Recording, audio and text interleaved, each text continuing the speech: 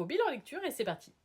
On commence chez les éditions Slalom avec le premier volume, donc La cour de la haute montagne de la saga The Five Crowns que j'ai lu en édition reliée. Très très belle couverture et superbe jaspage. Par contre, qu'est-ce que la couverture est banale sous la jaquette. Ça, c'est trop dommage. Mais sinon, c'est vraiment une très belle édition et les 2 tomes suivants sont très beaux aussi. Pour la lecture, c'est très mitigé. Je peux pas dire que j'ai adoré, je peux pas dire que j'ai pas trop aimé. Enfin, que j'ai pas aimé, c'est un peu un entre-deux parce qu'en fait, c'est juste banal.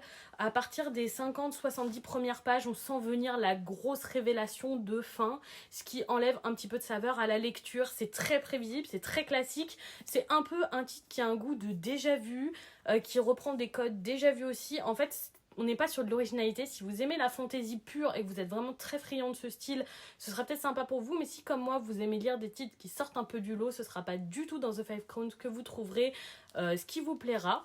C'était pas une mauvaise lecture, les protagonistes étaient quand même sympathiques, l'univers aussi, mais c'est trop dommage que ce soit aussi banal. Donc je ne pense pas continuer la suite. On passe chez Delcourt avec ce petit coffret pour les animés Fruit Basket avec 3 petits livrets comme ça à l'intérieur du coffret qui viennent résumer les 3 saisons du remake de l'animé, donc de la version 2019 ou 2020 il me semble. Et on a 3 livrets avec nos 3 protagonistes principaux.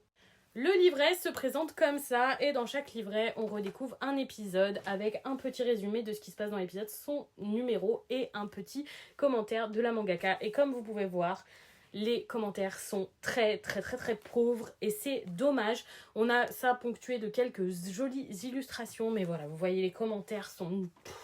Enfin, là c'est juste écrit le nom du personnage par exemple. Les commentaires ne sont pas intéressants. Je veux dire, on aurait pu écrire plein de choses, découvrir les backstage, soit de l'animé, soit du manga. Et à la place de ça, on nous a proposé des commentaires vraiment futiles. Prenez ça plutôt comme de jolis artbooks avec quand même de très belles illustrations sur certaines pages comme ceci. Mais si vous voulez approfondir les informations sur l'animé, vraiment, c'est pas du tout intéressant. Il n'y a aucune pertinence au niveau du contenu, donc... si vous aimez Fruit Basket, prenez-les vraiment comme des artbooks et pas mieux parce que ce n'est pas mieux. On termine ce bilan avec les tomes 10 et 11 de Nina du Royaume aux Étoiles. Le tome 10 était vraiment une super lecture. J'ai adoré, ça nous a permis de découvrir un petit peu plus ce qui se passe par la suite pour Nina, le retour dans son pays, etc. Et le tome 11, coup de cœur absolu avec des révélations très imprévues.